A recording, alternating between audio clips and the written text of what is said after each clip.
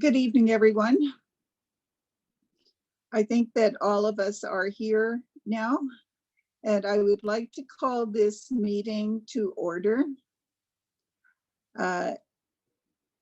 Although this is a virtual meeting, most of us are joining this meeting from locations in the territory of the Algonquin Nation, the unceded and unsurrendered territory of the Algonquin Nation. And I would like to thank the Algonquin Nation for hosting us on their land. I would like to express my appreciation to everyone who is joining us this evening in our very first Zoom board meeting. And since we will be using Zoom to conduct our meeting, I'd like to clarify how the meeting will be managed. First of all, for efficiency and sound quality, we would ask that you use the mute and unmute function for your microphone, and you may also stop or start the video option. Recognizing that the public meeting will be live streamed, you may wish to consider stopping the video if you feel uncomfortable. Stopping the video can also aid in bandwidth issues that may arise if you have unstable Wi-Fi connections. Our delegations have been placed in a virtual waiting room, and the moderator will move them out of the waiting room as they are called upon to speak. The delegations will each have 2 minutes to provide their presentation, and trustees may ask questions of clarification as they usually would. Once the presentation has concluded, the delegation will be removed from the meeting. The delegations should also use the mute or unmute to speak and can choose whether or not they wish to enable the video, recognizing that this meeting is being live streamed and recorded. Trustees are reminded that if they wish to speak, they should raise their hand by clicking or tapping the participants icon on the screen and using the button labeled raise hand. The chair will call upon you in the order of raised hands. And when you are called on, please unmute yourself and speak. Once you've done, please lower your hand and mute yourself again. When we're seeking consensus on the receipt and approval of the agenda and minutes, I will ask for a mover and a seconder. Please raise a hand if you wish to move or second. I will call out the name of the mover and seconder accordingly, and we will use the yes and no buttons to vote on the motion that's on the floor. I will announce whether or not it has been carried. For the recorded votes, also please use the yes and no buttons after the recommendation has been read and the vote has been called. And then Manager Guthrie will call on each trustee by name to record the yeas, nays, and abstentions. If you're having audio issues or if your internet connection is not reliable, you may wish to dial in using your phone. To raise your hand to speak using the phone option, press *9. For voting on agenda approval or receipt of minutes, you will have to state your vote out loud, just as you would if you were joining a regular meeting by teleconference. For example, saying trustee X in favor. Yeah, are there any questions around the process of the meeting? If there are none, then I would like to ask for a motion to approve the agenda. And I would note one thing, and that is because the OPSPA schedule for their annual general meeting has been changed, there is no need to deal with item 8.7, the OPSPA policy resolution this evening, if someone would like to delete that from the agenda. So Trustee Schwartz, are you moving it with that item removed? Yes. Thank you, and seconded by Trustee Lyra. I will call the question. All those in favor? And opposed? And the motion to approve the agenda is carried. Next, I would like to go to the director for an update on COVID-19. Madam Director. Thank you, and through you, Madam Chair. We know that the school closure period has been extended. We had information today that that period has been extended to, at the very earliest, May the 1st for staff and May the 4th for students. During this period, our schools continue to be closed to both staff and students, and we would be moving to an online platform for providing a learning opportunity for our students. The ministry had in fact released at the beginning of the closure period in phase 1 an online learning platform which was intended to engage students. In the next phase, the expectation for the engagement is expected to mirror more closely instruction from the point of view that there will be assessment built in. There will be the expectation for teacher contact. There will be expectation for curriculum connections. And we're currently working through the process of how the ministry platform and portals are interacting with those from the district. The district has in fact provided complementary materials to those already offered by the ministry, and that will continue to work. One of the things that has been raised by trustees and in fact our staff and our community are questions about access for students who have limitations pertaining to Wi-Fi as well as hardware. So we do have Superintendent Lehman is on our line, but I will simply start with the some of the work that has been done.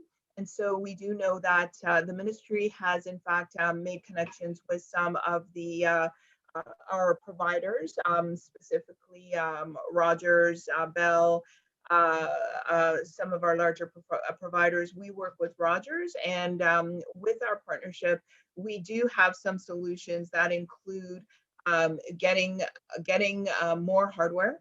So we're looking at tablets, some that are equipped with data, as well as looking at working with public health to access our schools to pull some of the hardware that are sitting in schools. So our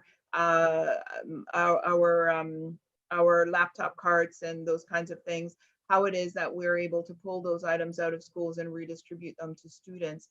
So we have had made some efforts around that. We have also looked at some of the options around how it is to provide digital Wi-Fi in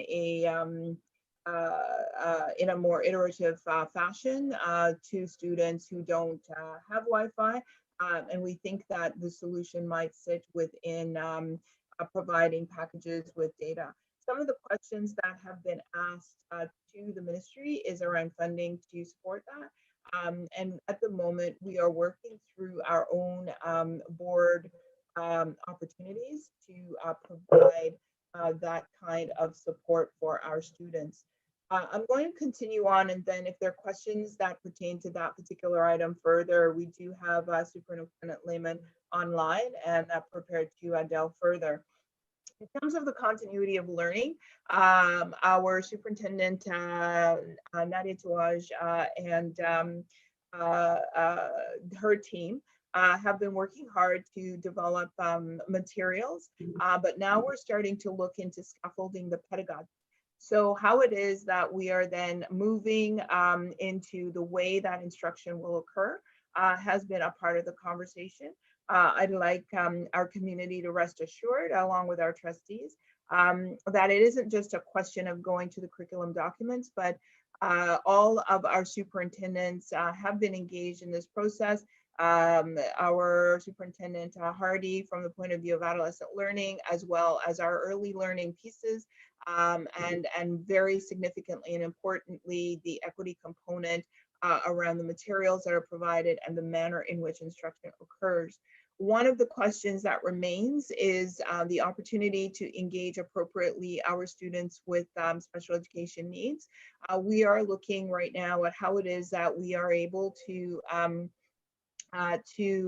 procure, to pull out the SIA equipment and any of the assistive technology that is sitting in schools right now and making them available to students. We are struggling with a good strategy for the deployment of that material, but that is something that we are in fact working on, is how it is we get it and then how it is we distribute it. We do know that assistive technology is not the be all and end all for students with special education needs. And so we are looking at ways in which we can engage some of our special education staff in their outreach with students. We do know already that some of those staff have already reached out to families, but we're looking at what is the consistent plan for rolling that out. So those pieces are all a part of the continuity of learning component of this conversation. The answers are not easy and they're not straightforward because, again, there is a question of meshing our strategies with the expectation of public health for maintaining distance and keeping our buildings empty and people at home. So these two pieces do create a bit of a challenge. We have the challenge of rural realities as well in terms of an equity issue. And we also have the realities of the fact that many people who are working from home are working with two parents or other family members working from home while it is that they have children at home. And so the reality of the expectations is something that we need to manage, and we need to be reasonable around how we're communicating those expectations. And indeed, we have heard from families on both sides of the question about how fast can we get continuity of learning going, as well as slow down on the continuity of learning. We're trying to manage our family lives. So we are working hard to be respectful of both realities, giving flexibility to our families. And we heard that very clearly outlined by the Minister of Education today. As we go through in terms of access to supports for students who typically access breakfast programs or who are experiencing other kinds of insecurities. We have been partnered with our Education Foundation with the the Ottawa Network for Education, ONFI. And ONFI has in fact rolled out a plan in partnership with the 4 school boards in the municipality for providing packaged nutrition for students that can be collected. There are challenges with the rollout, but the agreement was that it wasn't appropriate to wait until all the challenges are fixed before we start making food available to students and families. At the moment, it is a pickup option. The distribution of it remains somewhat unclear, as we're not doing it through schools, but I do know that ONFI did in fact send out a tweet, as well as other information of using other platforms to communicate to the community. And our own Mary Jane Farish has been actively involved with ONFI to ensure that our partnership continues to work for those families. There's a question of the loss of the school year. That question was raised to Minister Lecce today and has been in the past. That is not an item on the table for discussion at this particular time. He was clear that it was not brought to cabinet, and it is not a decision that is sitting at this point. So at this point, we're still working with our regular end of year timelines with the expectation that we finish on time and with a priority to ensuring that students who are graduating will indeed graduate with the integrity of credits intact, And there's also a commitment to the partnership with colleges and universities around the receipt of marks and the support for some flexibility given these unusual times. So I believe I've tried to touch on most of the pressing items at this point. And if trustees have questions, of course, we are delighted to entertain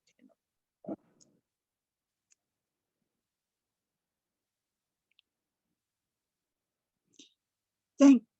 Thank you very much, Director. And I have one question at the moment, and that is Trustee Lyra. Hi, you mentioned that we are working to get technology for students without access to the internet or without access to tablets. I'm wondering what the timeline on that is likely to be. Are we talking next week? Are we talking beginning of May? Because it makes a very big difference on the integrity of the courses for those students. Madam Director. Thank you, Madam Chair. So I would like to invite Superintendent Lehman to comment on timeline as he's closer to that project.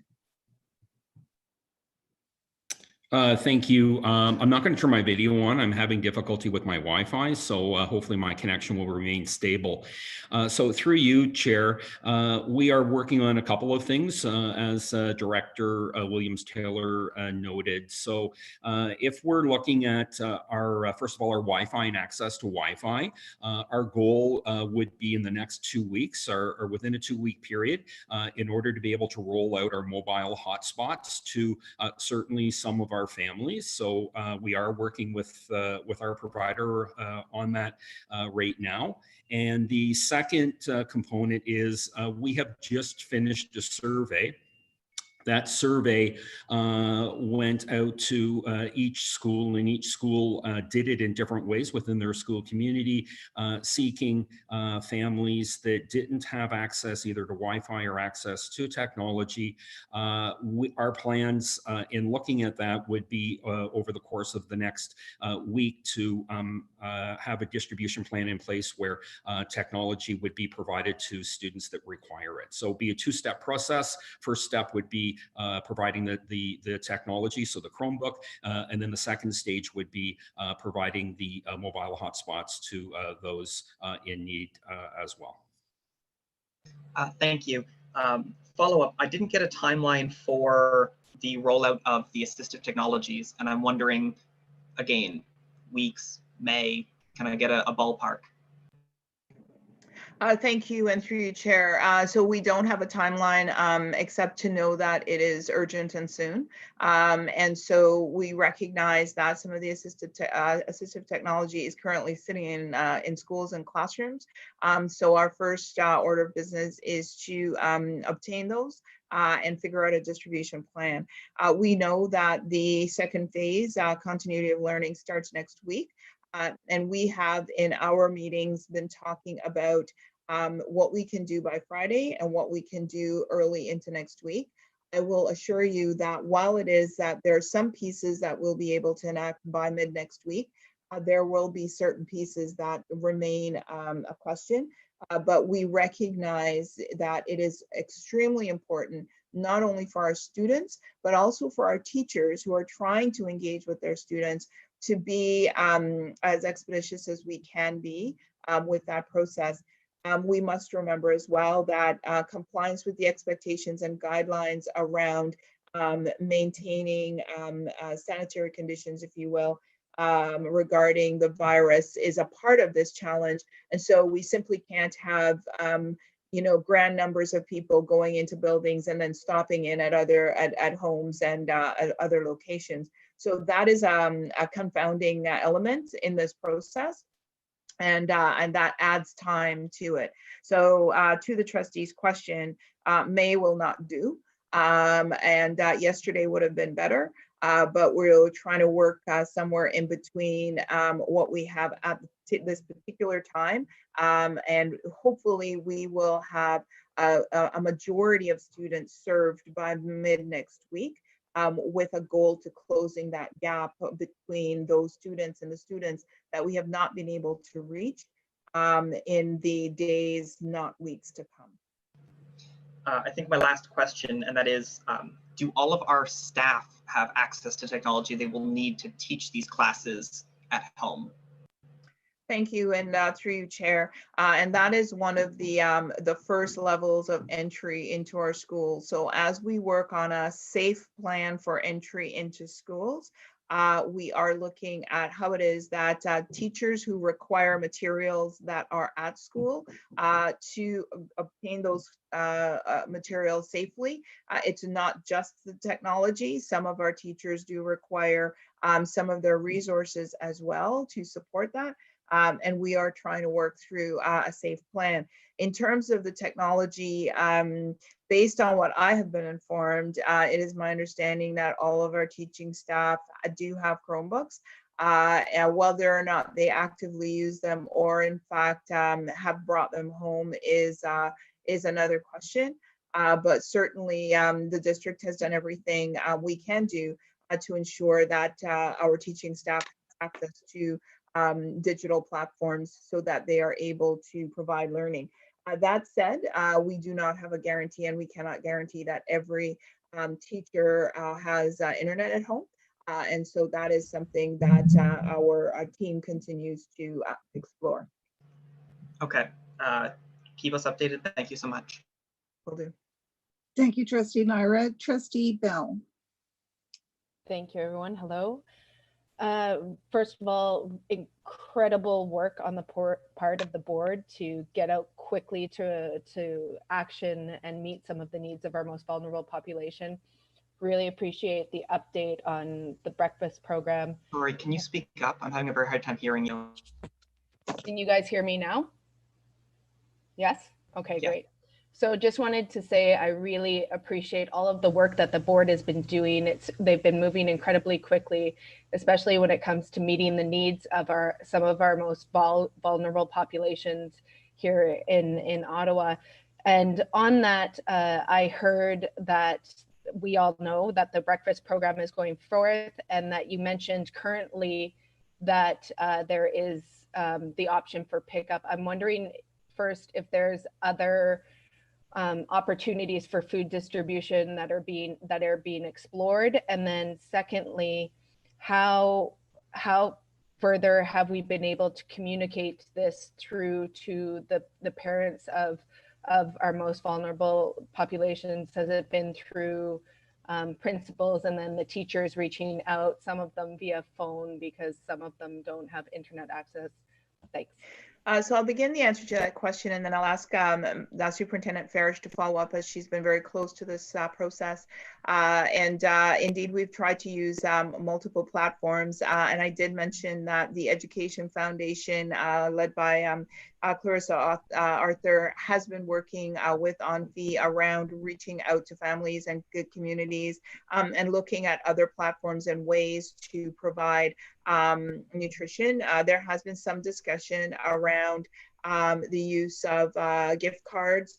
That hasn't quite landed yet, but I see that Mary Jane Farish has turned her camera on, so I will turn it to her to provide some details to where we plan.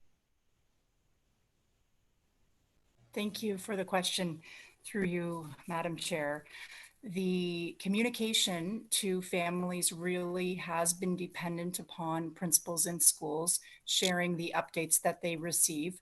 On Monday the 30th, so yesterday, March 30th, principals received written updates from both the Educational Foundation and from ONFI about the student nutrition programs. And they are sharing the best that they can with their communities and families, and encouraging them to continue to access their local food service providers for this type of food distribution.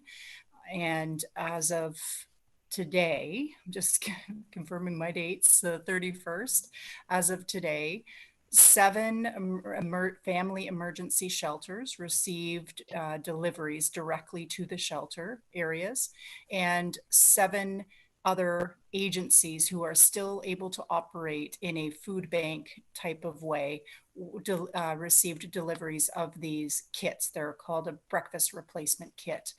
In addition to that, the update that came from the Educational Foundation also to principals also encouraged any families that needed support or help to reach out directly to their local service provider agencies and to continue to access social services that way for a range of services. But there is a commitment that we are going to bring more as soon as we can. And as Director Williams-Taylor mentioned, the next phase really is looking at a gift card, grocery card methodology so that it's not reliant on people having transportation to the agencies that are still able to operate to distribute the food in that way.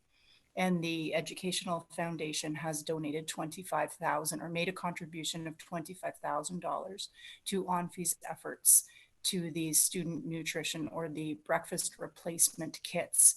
It's a box of food that it has 18 meals in total for families. And when families arrive at their local agency to get their food packages, they will be given this box.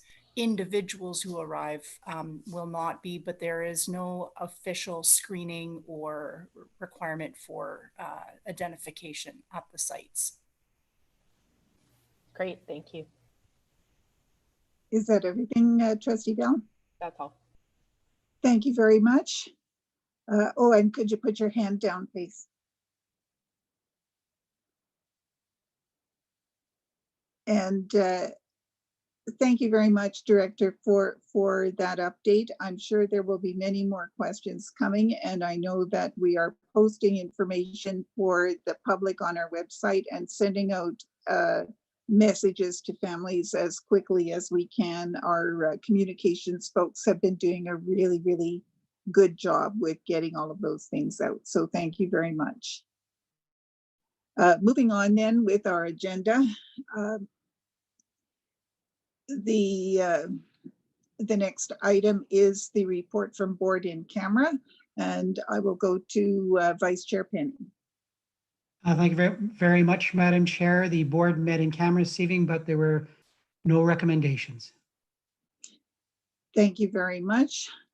And now we're at the briefing from the chair of the board, and I acknowledge that for those of you in the waiting room who are wanting to be delegations, this is taking a long time, and I apologize for that, but these are matters that you may find of interest as well. In terms of the chair's briefing this evening,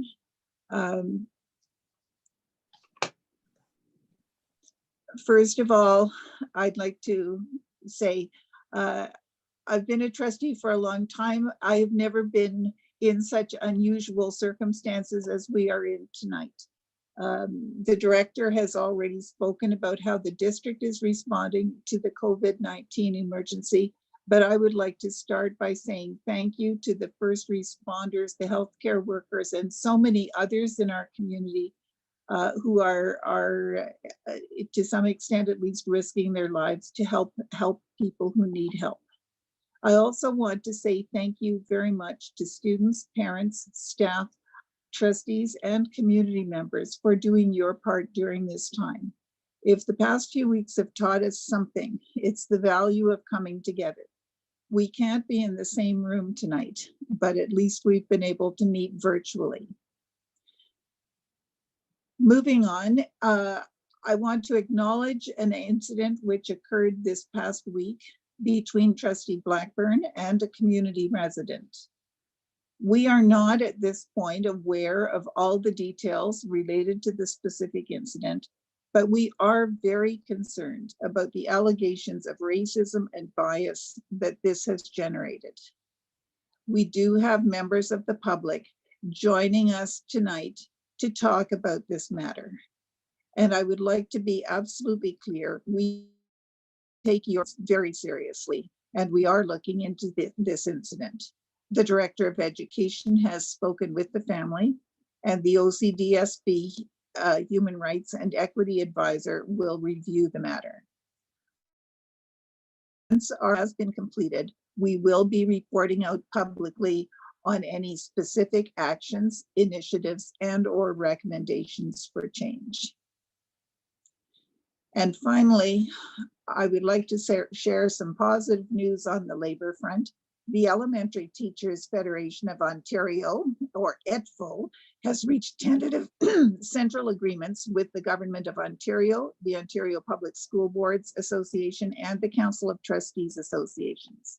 ETFO is suspending strike action immediately, pending the results of its central ratification votes. It should be further noted that in response to COVID-19, the Ontario Secondary School Teachers Federation has announced that it is immediately suspending all strike actions indefinitely. This includes the sanctions that were part of a limited withdrawal of administrative services that have been in place since last November, and we remain hopeful that an agreement can soon be reached. Are there any questions from trustees? Seeing none, I'll move on then to the chair's briefing, or to the director's briefing, I should say. Thank you, and through you, Madam Chair. I'll first start with the commentary made by the chair regarding the matter that has taken place in the community and between Trustee Blackburn and a member of the community. And I'd just like to reiterate the chair's comments that the district has undertaken measures to move forward quickly on responding. We are very clear that the community expects a timely response to the matter at hand. And I'd like to add my assurances to those of the chair that we are in fact undertaking judicious movements to ensure that we're acting in a quick, timely, and appropriate manner to the concerns that have been raised. In addition to my comments earlier regarding COVID-19, I did provide an overview of the system operations during the period of closure, and I want to acknowledge the chair's message as well of appreciation and add my own thanks to staff, our families, and our students. Your support and your patience has been greatly appreciated. We recognize that often our responses are we're not sure or we're working on it. And because again, we have heard the term unprecedented used many, many times. So with your indulgence, support, and input, we have been able to start to put structures in place to move forward. As we continue into a more extended closure period as announced today, our focus is going to be on sustaining operations to support learning at home as a priority. As an organization, this will mean reassessing some of our planned work. And we had released a strategic plan last spring. This certainly has created some new reflections on what the work is going to look like during this period of time. Our top priorities right now are the health and safety of our staff, our students, and ensuring that continuity of learning happens during this closure period. And as you can imagine, that brings to light new work that we had not anticipated. While we may not make progress on some of our planned work, we're finding that many of our solutions to this current situations are rooted in our commitment to a culture of caring, social responsibility, and of course, inspired by innovative solutions that are coming up through our teachers, our ECEs, our EAs, our principals, who are sharing so many new and innovative solutions and ideas to addressing some of the problems that we had never previously considered. Today's announcement will help us to shape the plans that we've been working on already for the next phase, which begins next week. We expect to, of course, have in full alignment with the provincial education strategy. And indeed, I will tell you that the province also looks at districts for ideas around how it is that they're moving forward. And so we are in regular contact with the ministry weekly and sometimes twice weekly to explore solutions and to ensure alignment. And finally, a reminder to everyone to continue to follow the physical distancing, and we've moved away from saying social distancing, physical distancing recommendations of health authorities in your daily practice. Stay home as much as you can, do wash your hands, and take care of yourself and each other. Thank you very much, Madam Director. Are there any questions for the Director this evening? Seeing none, that brings us then to our delegations who have been patiently waiting in the waiting room. I would like to express my appreciation for that patience to all of them. We have 3 delegations this evening, and the first of those is Mr. Matt Kedrow. If he can be brought into our meeting, please.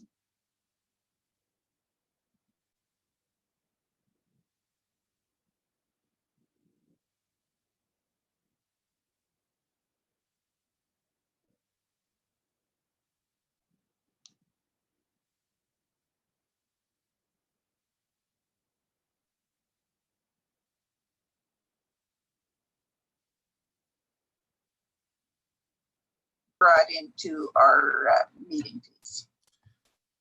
Hi, can you guys hear me? Yes, we can. Thank you very much. I just want to make sure that I'm not, I also have the live stream open. I just want to make sure that it's not going to double over on me. I haven't heard any of that thus far. I sympathize. It's hard figuring out which way to look sometimes. This is true. My camera's kind of on an odd angle. Thank you. Oh, yeah, it's doubling up already. Hi, can you guys hear me? Yes. There we go.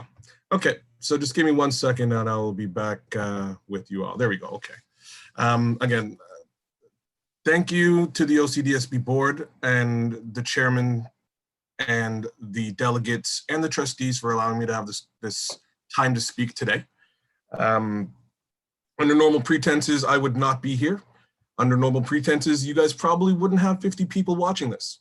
I just want to take a little time to say thank you for those who are also joining me in support. I'm going to gloss over some of the details that I wrote in my deposition. It's kind of long. I'm generally a long-winded human being, but that being the case, let's get down to business. My name is Matthew Kedrow, brother to Jeanne Kedrow, an OCDSB teacher at Longfields Davidson Heights, father of Styles Lepage, the OCDSB student who allegedly had his human rights violated on Friday, March 27th, 2020, specifically by trustee Donna Blackburn. I don't necessarily expect to see or receive any answers here today, but I do have a great many questions. I'm going to gloss over some of those questions. I'm going to gloss over some of the potential violations that I believe, with my limited understanding of the code of conduct that you guys have in place, have occurred. And at the end, I'll sort of finish things off with my summary. First off, who exactly does a school board trustee answer to? Does Park Patrol fall under the mandate and or authority of the OCDSB or City of Ottawa? Side comment, don't believe Park Patrol actually exists. Does said organization stand behind Donna Blackburn and ultimately take legal responsibility for her actions on Friday, March 27th? That is a question that goes to the City of Ottawa. That is a question that goes to the OCDSB board. I'm going to skip some of these because I'm a facetious jerk sometimes. The reality here is, if there is really a Park Patrol, is it mandated, managed, insured? Are the records kept somewhere, stored? Is that storage safe? Again, don't believe that there's actually a Park Patrol that she's under mandate for. What is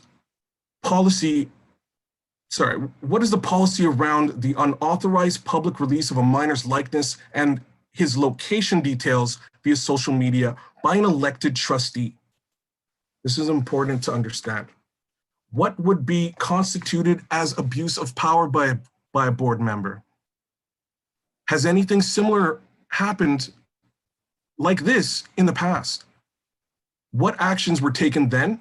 Did those actions taken help resolve the issue and prevent similar things from happening in the future?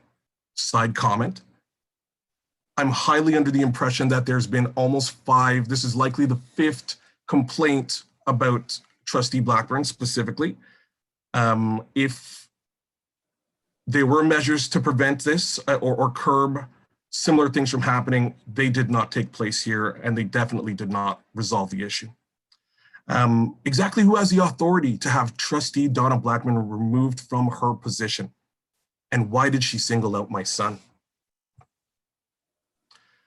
Highlighted below here, in highlight, there are some code of conduct issues that I quickly resonated with and believe that Trustee Blackburn has potentially committed and breached.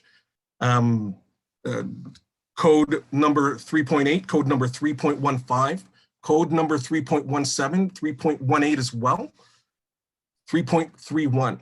These are all part of your policy that determines what conduct your trustees should carry. And I believe that many of these were breached and broken and stepped on by Trustee Blackburn. Over the weekend, I've garnered support from our community here in Barrhaven that stretches across Canada, across Ontario, all the way to BC, Saskatchewan, and Alberta. There's over 15,000 views on this story on Twitter today. This story's been shared over 250 times on Facebook by other people who I've never met before in my life.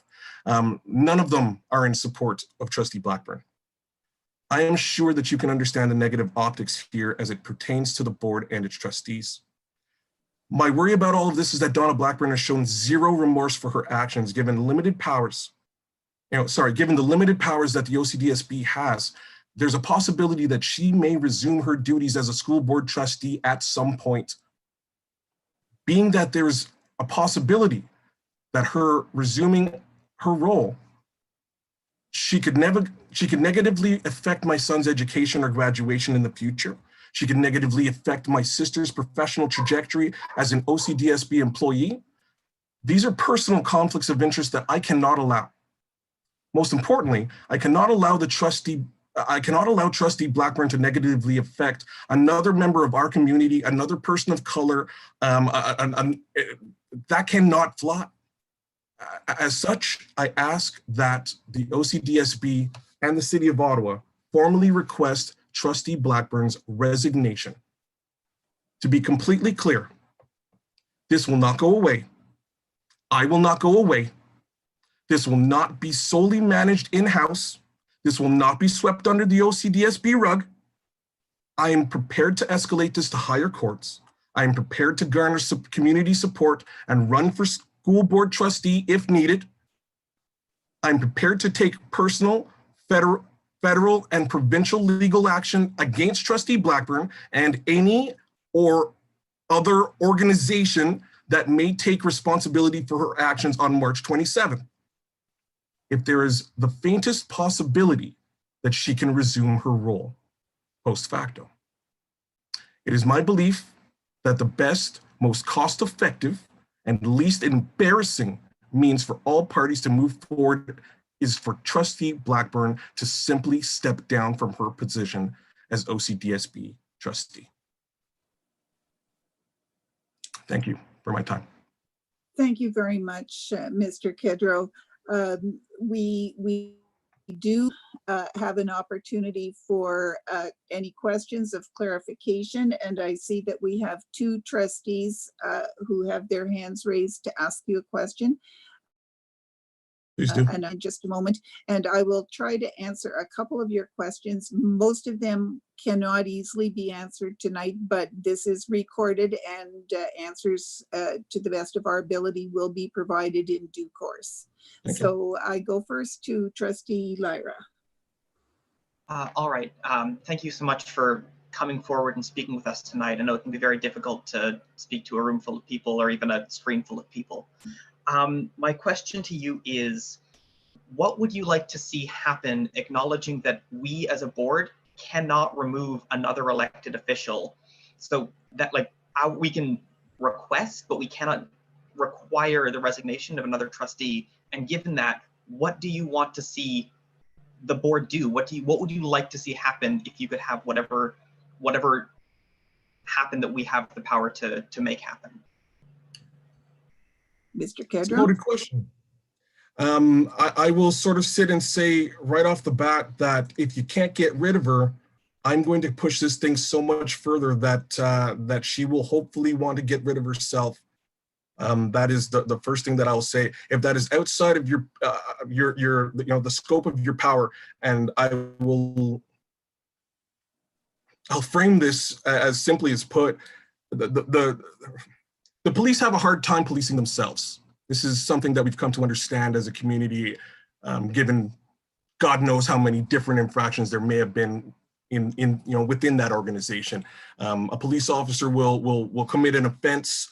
That offense will be discussed and managed within the organization. And at the end, generally that guy goes home with pay. Trustee Blackburn is not going home with pay. Trustee Blackburn is not continuing to take taxpayer dollars and utilize them for her own personal benefit.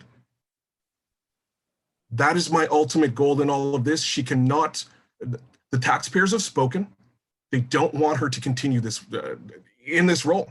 And I will fight to make sure that happens. If that is completely out of your power, and I believe that it might be, then there's a lot more legality coming towards OCDSB, potentially City of Ottawa, and most definitely Trustee Blackburn.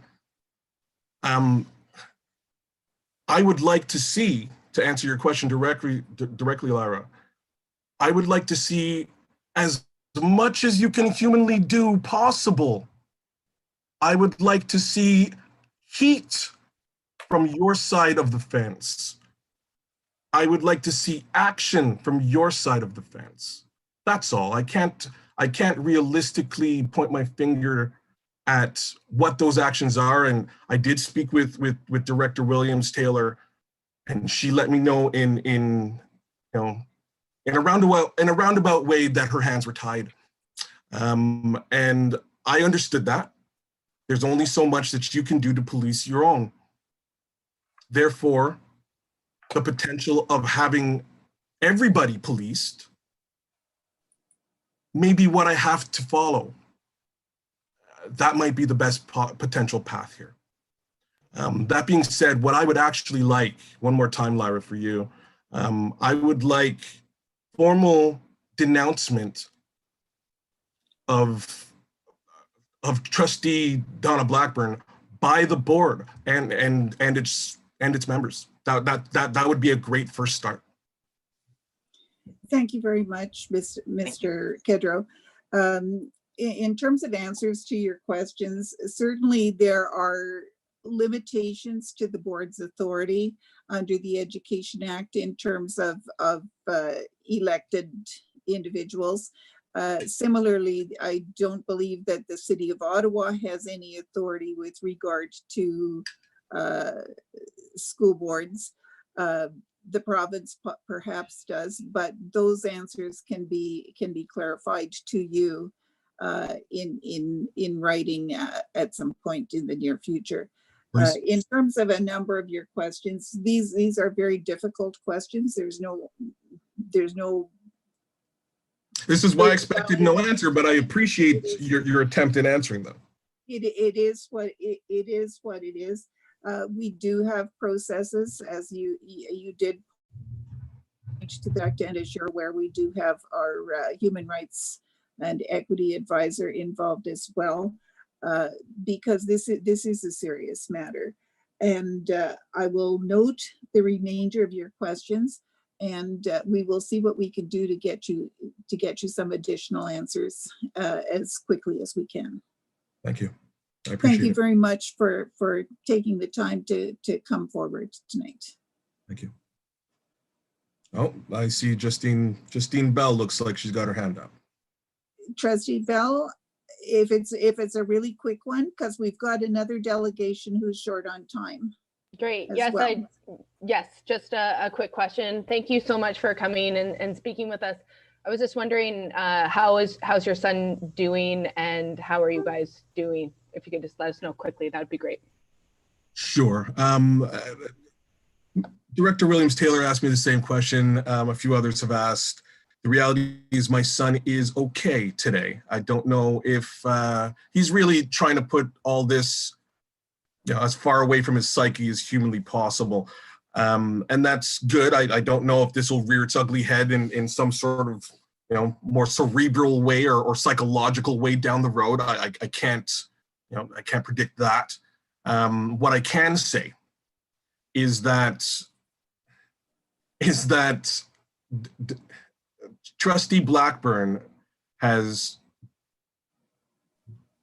cast judgment on a minor that she's never met and has absolutely no understanding of. My son is an athlete. He plays basketball at LDHS. He's played football for NCAFA for years.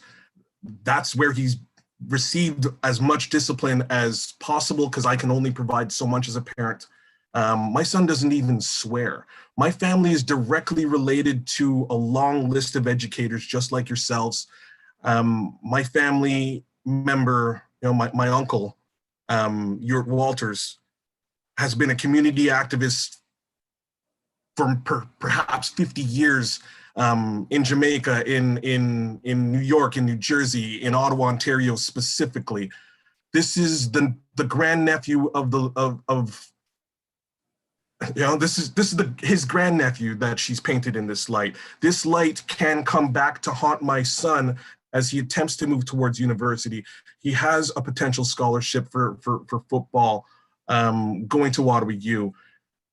These are things that she haphazardly, without giving the slightest care, threw caution into the wind, right? Like, I think I'm going to have to interrupt you there, Mr. Kedro. It's fine.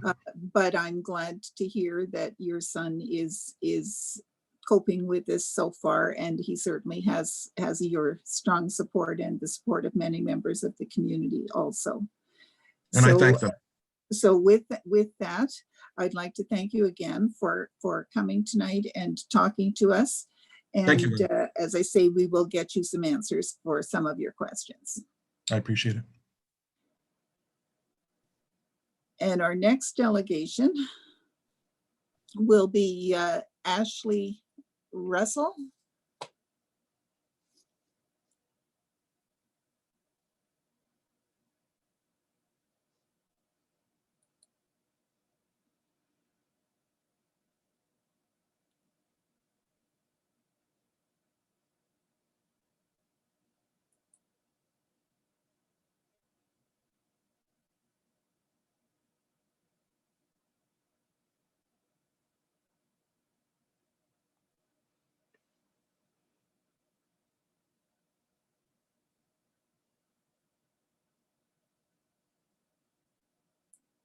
And Ms. Russell or Mr. Russell, I'm not sure because I can't see you yet.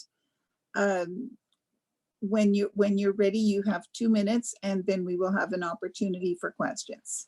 And we have one further delegation who's on a tight timeline, I would remind trustees, and that is Kathy Bailey. I believe she's speaking with regard to the academic staff. Okay. So Mr. or Ms. Russell? It's Ms. Russell, thank you. School board trustees, thank you for your time. I would like to give delegation today because I'm concerned that Trustee Donna Blackburn overstepped her role as trustee on Saturday, March 28th. And for this behavior, I'd like to request that she be sanctioned and put on leave without pay. I first heard about the incident on a chat of the Ottawa Black Educators Network, to which I'm a member of, and a member shared that her nephew, Styles LePage, was not only targeted and bullied that Saturday by Donna Blackburn, but that Blackburn took LePage's picture without his consent and posted about her interaction with LePage on Facebook, which you can see as per attachment 1. I read further about the matter on March 29th in the Basketball News article, which is attachment 3. From Blackburn's other Facebook posts, which is attachment 2, it is undeniable that her behavior is reprehensible. She chose to target LePage and chose to use her position to bully and threaten LePage, who was playing basketball and walking his dog alone in the park that day while practicing physical distancing. Basketball News further reported that Blackburn went so far as to reach out to Susan Carnicker, the assistant to councillor of the city of Ottawa, to have the basketball hoops removed immediately that day from the court.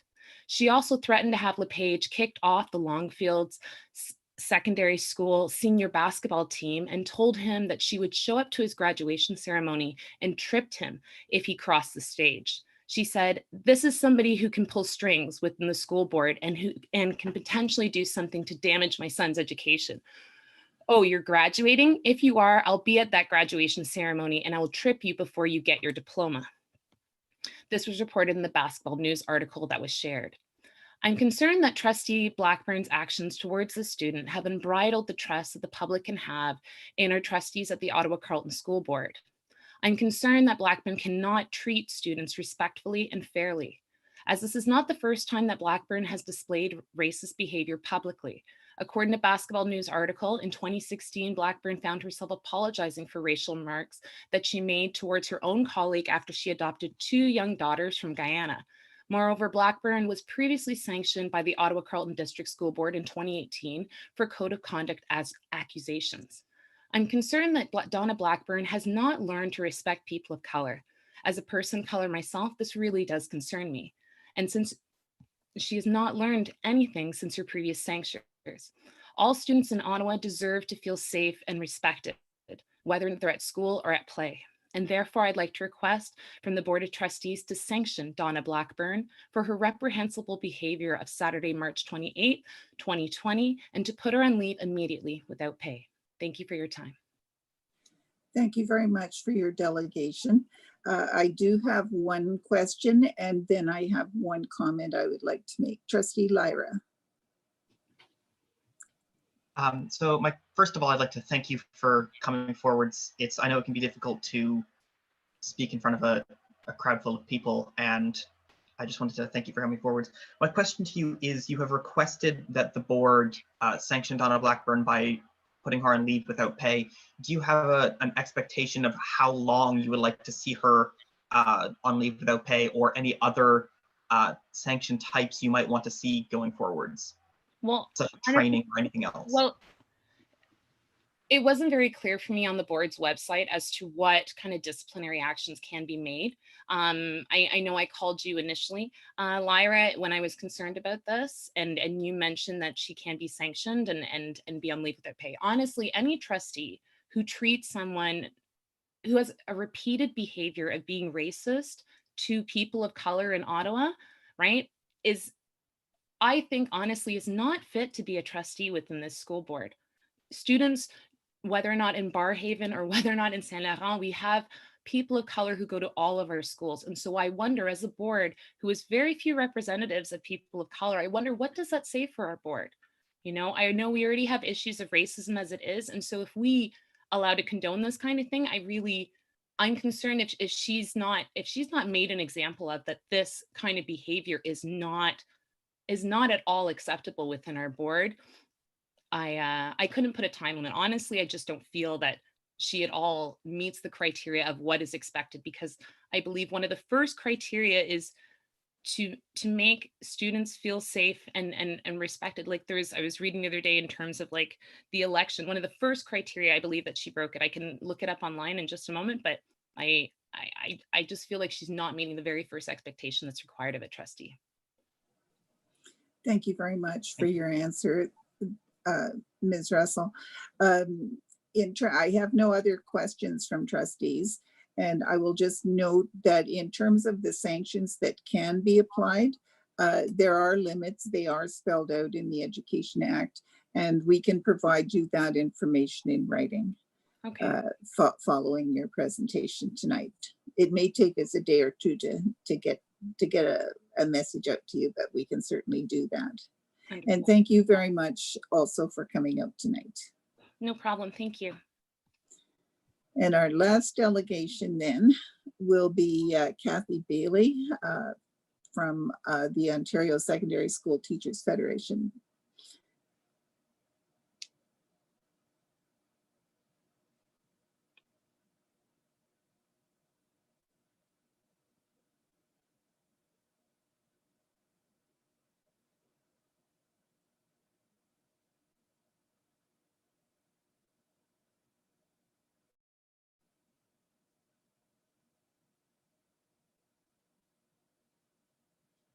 And I'm sorry that Kathy has not been able to stay long enough to be here with us tonight. I will ask Manager Guthrie, had we received anything from her in writing? Yes, we have, and it is available through the link on the website. I'm sorry, what link on the website? On the public session, and I can send that out to all trustees. If you could, I would appreciate it, because some of us are limited in the number of screens we can manage at a time, and may not be able easily to maintain our Zoom participation and handle other devices also, or toggle back and forth very easily. So if you could send us that by email, that would be very helpful. Ideally before we reach the academic staffing item on the agenda. So that brings us to matters for action, beginning with confirmation of the board minutes.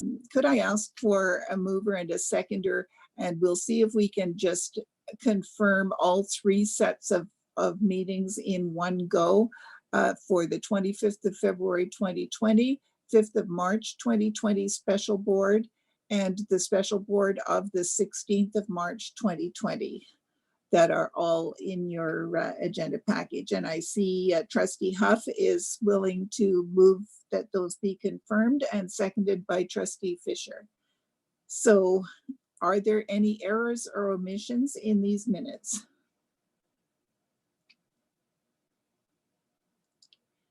And if there are no errors or omissions, I will call the question, asking you to use the yes, no button. All those in favor of confirming the three sets of minutes?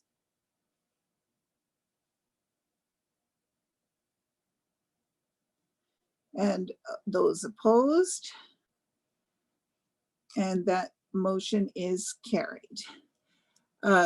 Is there any business arising from any of these three sets of minutes? And I'm seeing no one raising their hand on that. So that brings us next to the Committee of the Whole report from the 3rd of March 2020. Trustee Penny? Thank you very much, Madam Chair. I would like to move receipt of the report from the Committee of the Whole meeting of March the 3rd, 2020. And as far as a seconder is concerned, Trustee Fisher, you're seconding. Are there any errors or omissions in this report? If there are none, I will call the question on receipt of the report. Please indicate yes or no. All those in favor?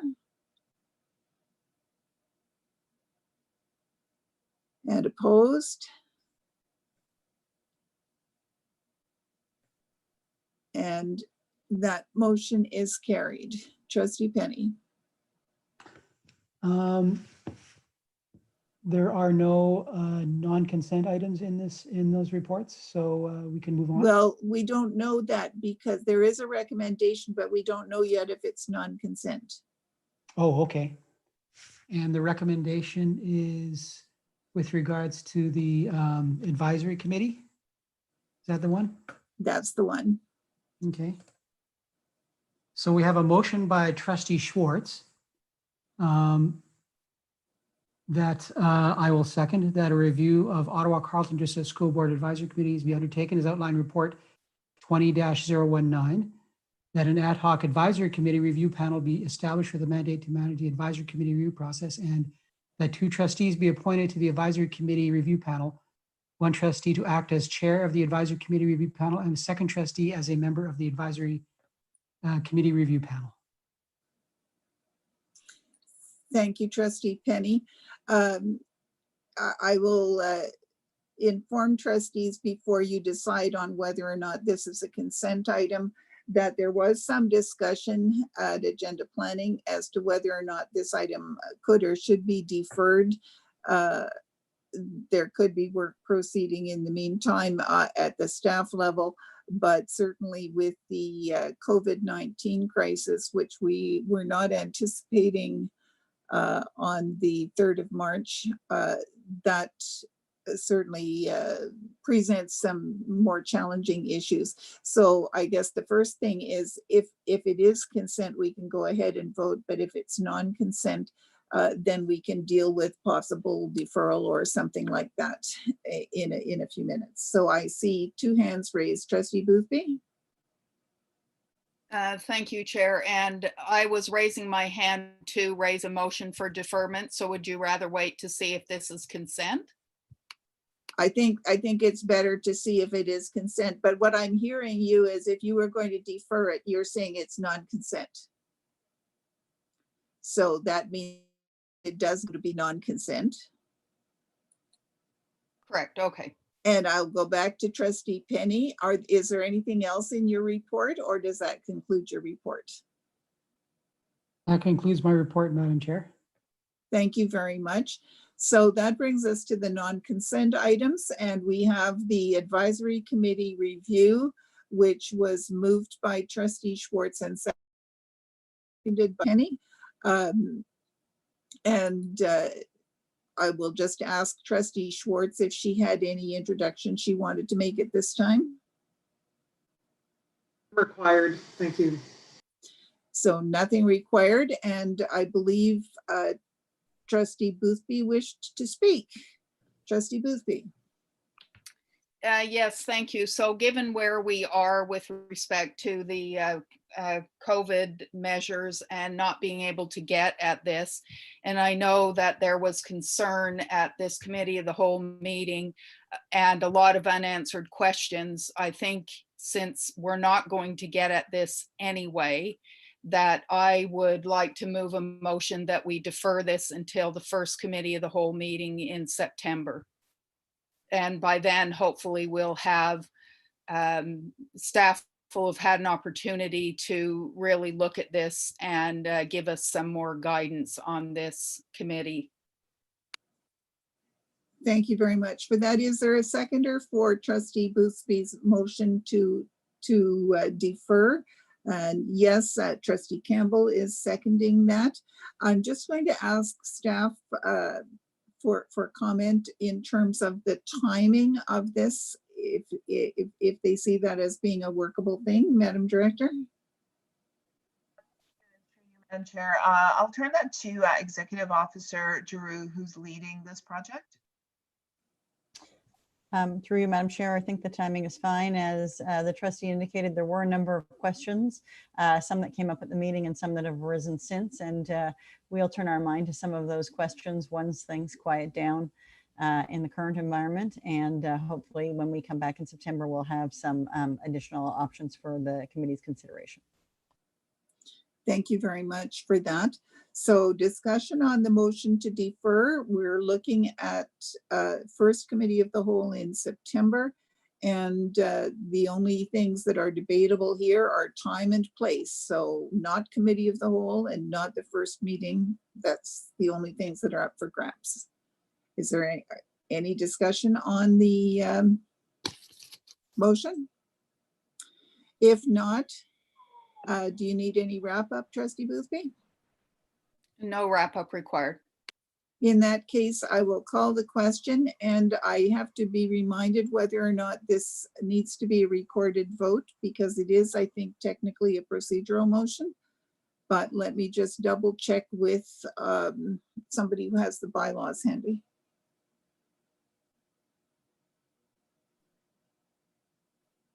Manager Guthrie, perhaps?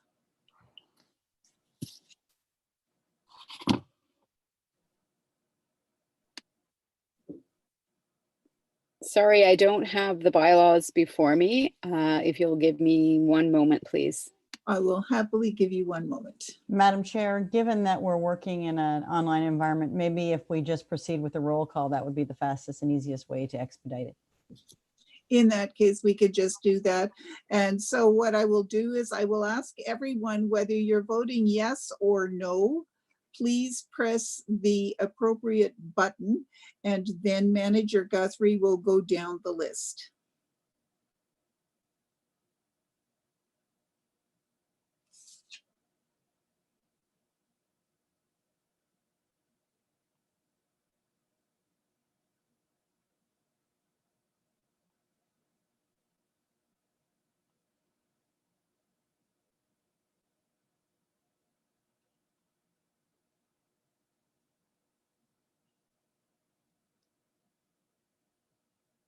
Manager Guthrie, are you doing it out loud?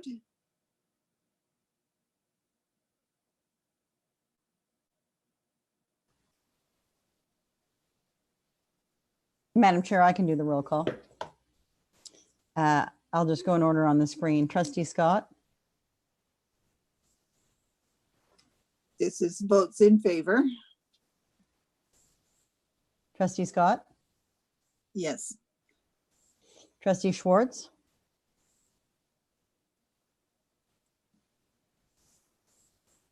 Trustee Evans,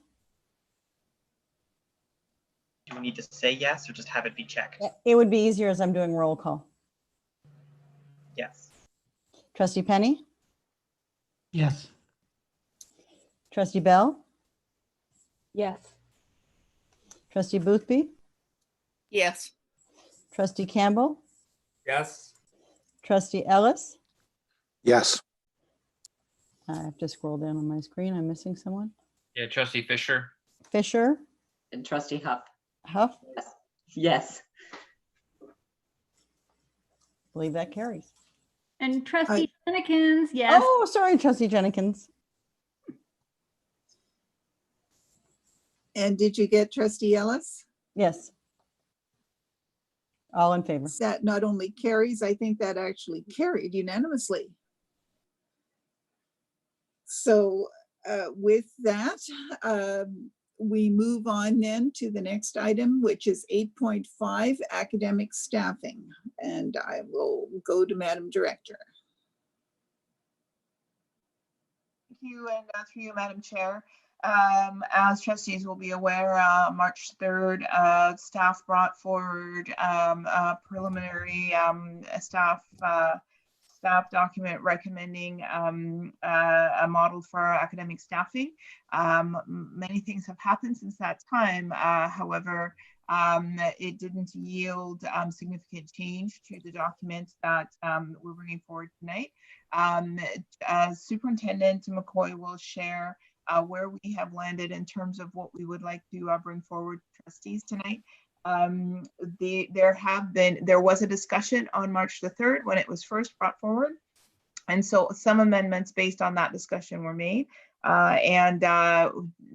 Superintendent McCoy will highlight those adjustments along with some of the implications for the changing landscape.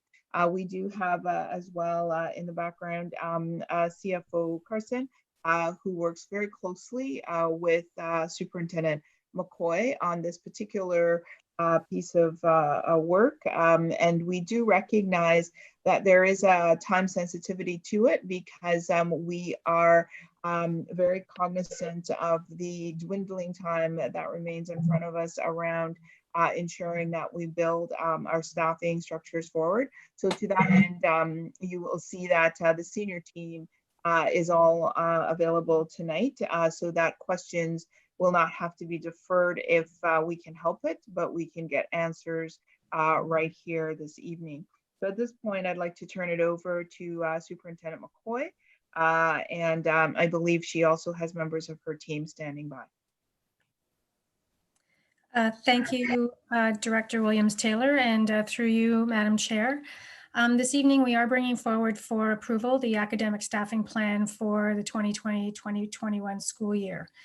The academic staffing plan includes the total proposed number of teaching positions that would be assigned next school year, including all of our classroom positions and our other school-based positions that support students, including, for example, our special education teachers and those who support English language learners, as well as our central positions that are instrumental in helping to build capacity and instructional practices across the district. The plan also includes the total number of administrators, that is our elementary and secondary vice principals and principals that are proposed for next year. Staffing levels for our other employee groups, including our educational assistants, our professional student support staff, office and clerical staff, and our custodial and maintenance staff, will be brought forward for discussion and approval as part of the overall staff recommended budget later this spring. Our teachers, of course, represent the district's largest group of employees, and approval of the academic staffing complement represents a significant part of the annual budget decision-making process. The salaries that are paid to our teachers and administrators represent approximately 60% of the district's overall operating budget. The academic staffing plan, as the director indicated, is required to be approved at this time and prior to the rest of the operating budget, based on the requirement to meet the staffing timelines that are set out in our collective agreements with each of our 2 teacher federations. Subject to board approval, senior staff and their respective joint staffing committees will work to finalize the allocations to our schools. And within the next few days, principals will be provided with their staffing allocations so that they can do the work that is required to develop staffing assignments, develop student timetables for next year, and ensure that all of the staffing positions are filled appropriately. The staffing process will continue through to the end of June and into the early part of next school year. As part of the normal cycle of approval, a draft plan was presented to Committee of the Whole on March 3rd for discussion. At that time, staff attempted to provide the committee with the process through which staffing levels are determined, the considerations that help to inform the recommendations related in particular to the discretionary staffing areas, and the distinct roles that are played by each of the board, senior staff, the staffing committees, and our school administrators in terms of ensuring that our schools are appropriately staffed for the beginning of the next school year. In the usual course, the academic staffing plan would have been brought back to Committee of the Whole for further discussion and approval later in March. However, this year, given our current circumstances, it is coming back directly to the board for approval. We understand that this may mean that there isn't the same opportunity for discussion as there would have otherwise been, but we are hopeful that based on the opportunity that we had on March the 3rd, that most of the trustee questions that were raised at that time have been answered. For example, a memo was provided with respect to questions that arose at the March 3rd meeting around one of the proposals that was brought forward, that is the school within a college position. In the interest of time this evening, we will attempt not to duplicate the information that was presented on March the 3rd, but rather to highlight the changes. We tried in the context of the report to address some of the concerns that were raised at the March 3rd meeting, including trying to be clearer in terms of the information that is presented in the addendum and in the tables. I think it is important to note as well the role and involvement of the local union representatives in the staffing process. As trustees are aware, there was a delegation, or at least an intended delegation this evening from one of our local union representatives.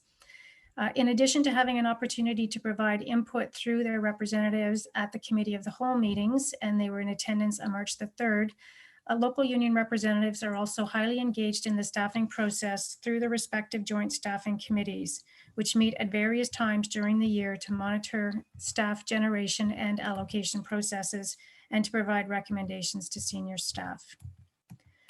Before turning to the specific staffing numbers that are outlined in the report and to highlight the proposed changes, I think it's important to highlight and address a couple of additional issues. First, there's no question that the COVID-19 pandemic has had and will continue to have a significant impact on all of us. Just how extensive that impact will be remains unclear. One area of impact that has been identified may be with respect to the district's enrollment for next year. Memo 20-044, which is provided as part of tonight's board package, outlines some of staff's thinking with respect to the potential impact on enrollment. In particular, staff has begun to look at whether and to what extent there could be an impact on next year's enrollment. At this point, it is unclear what that impact might be. Over the coming weeks and months, our staff in planning, working with human resources, will be monitoring the situation closely and making necessary adjustments. On the staffing side, we will be taking a more conservative approach in terms of how our staff positions are allocated, ensuring that we are providing additional flexibility if required to make adjustments in response to changing enrollment. Second, in terms of secondary staffing, the minister has announced that for next year, the regulated average class size for secondary grades 9 to 12 will be 23, and the funded average will be aligned to the same figure. The OCDSB is currently committed through our collective agreement to a class size average of approximately 22, which results in a gap of approximately 50 to 60 teachers. In the absence of a central agreement with OSSTF, which resolves the disparity, the district is committed to maintaining an average of 22 to 1. At this point in time, the central agreement remains outstanding, and we are monitoring the situation as well in order that we can respond as appropriate in the event that the resolution of a collective agreement requires that we make adjustments in staffing.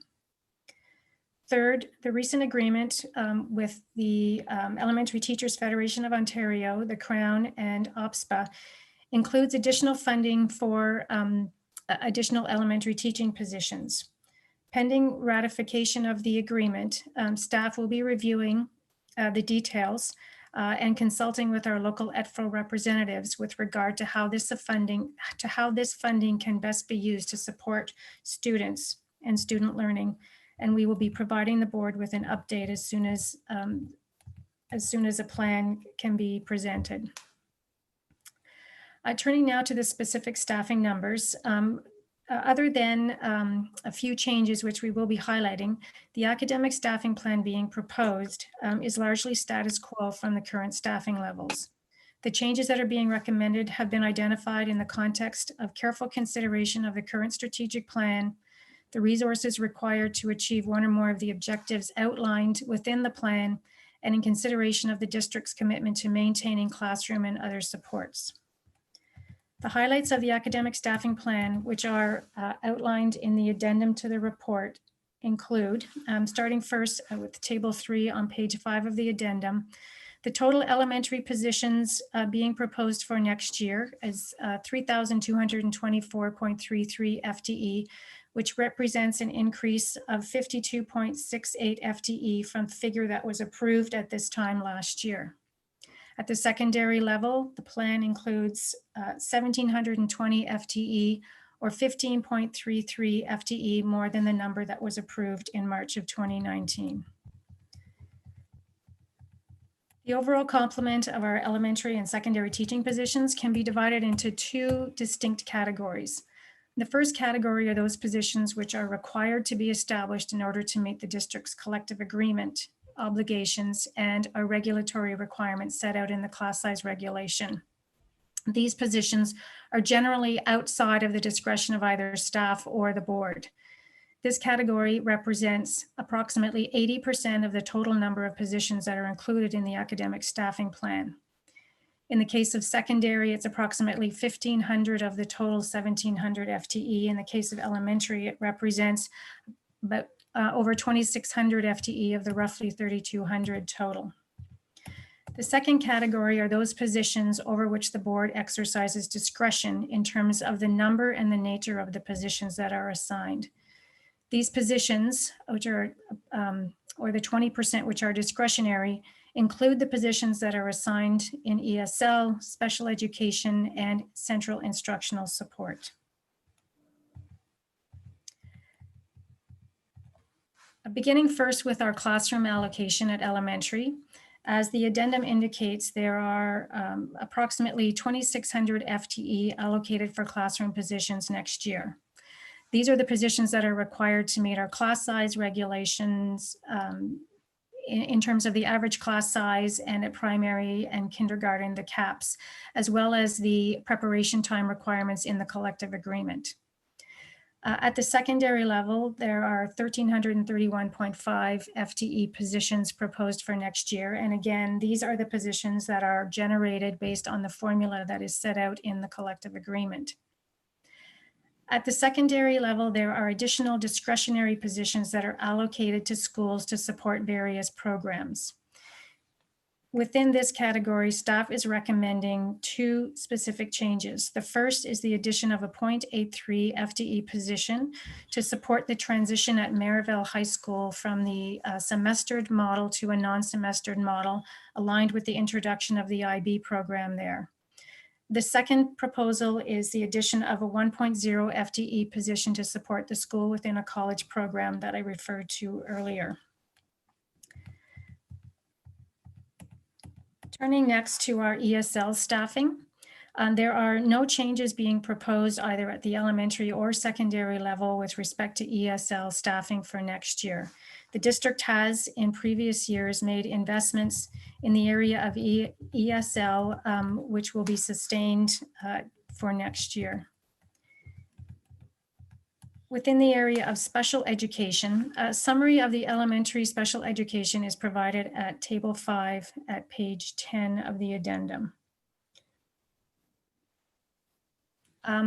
Looking at the increases that are identified in the third column, I just want to make a couple of comments. The increase of the 0.5 LRT that is identified there was actually an increase that was implemented mid-year this year based on the increased enrollment we saw. And the increase of the 1.0 learning support consultant is also an increase that was implemented this year based on new funding that was provided. And so do not represent an increase moving forward, but rather a continuation of positions that are already in place. There's also a correction I want to note with respect to the staffing identified for students who are deaf and hard of hearing and blind low vision that Superintendent Simmons brought to my attention earlier today. The table as presented indicates a reduction of 1.95 FTE. Instead, it should indicate a reduction of 1.0 FTE, which is actually being reallocated to establish a specialized program class at the secondary level. The intention is to maintain the same level of support from this year to next year, and so that there will not be any reduction in that area.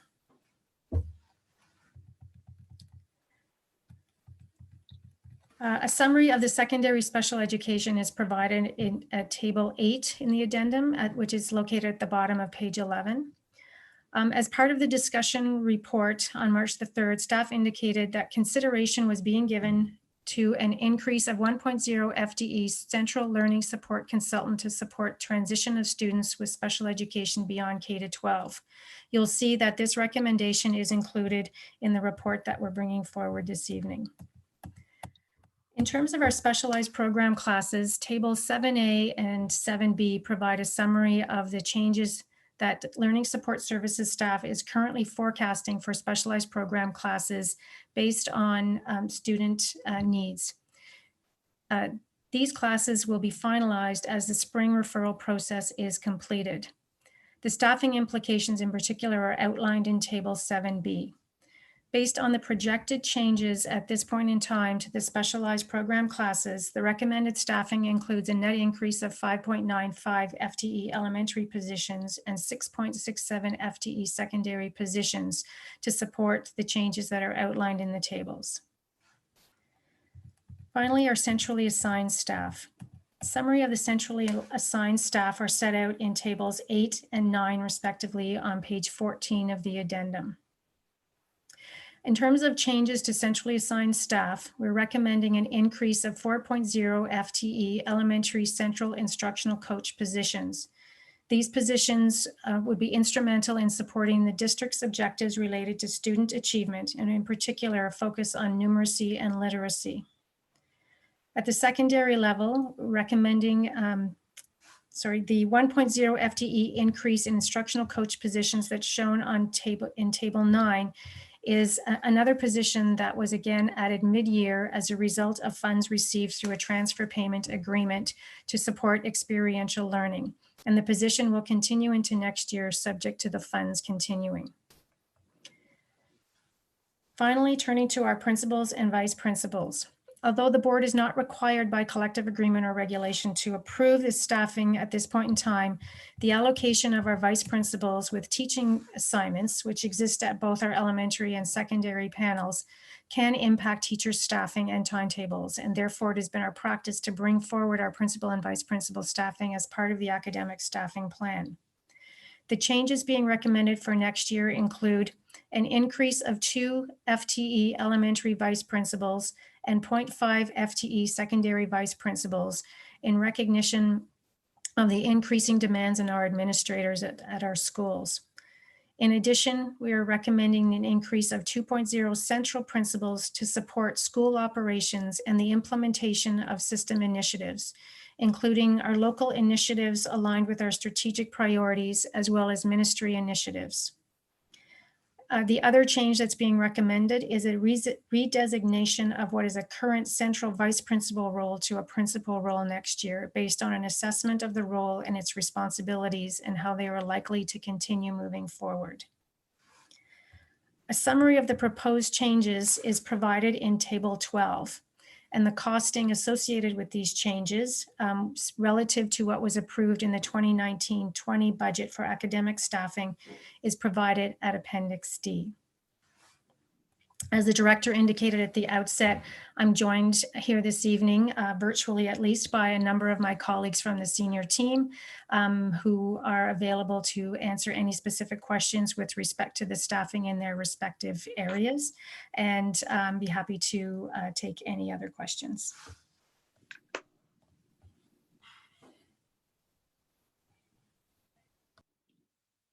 Thank you very much, Superintendent McCoy. I have a couple of people on my list, beginning with Trustee Fisher and then Trustee Campbell. So Trustee Fisher, and I remind everybody we are in board, which means you only speak once and you get up to 5 minutes to speak, but it's once in the cycle on the item. Trustee Fisher. Thanks, Lynn. I will move the motion. Thank you. Do we have a seconder for that? Please speak up if you would like to second it. Rob, second. So Trustee Campbell is seconding. And back to you, Mark. Yeah, I think just given the time, and we've got a couple of other important items that need to be discussed tonight, I don't want to sort of proceed with any introduction. I just want to thank staff for obviously bringing forward a very comprehensive report under tremendous time constraints and pressures with everything else going on. I think you've done a fantastic job, Janice, as always. You know, obviously, in addition to everybody else that's contributed to it. And that's all I really want to say for the introduction. Thank you, Trustee Fisher. Trustee Campbell. Oops, unmuting. Thank you. Just so I understand perhaps better than I do, the current proposed provisions would be based on current class sizes prior to collective agreements being finally ratified and that kind of thing, which could change the landscape with respect to class sizes then. Am I right generally in that? That's correct. With regard to the secondary agreement only, the elementary staffing is not subject to the collective agreement provisions changing in any way.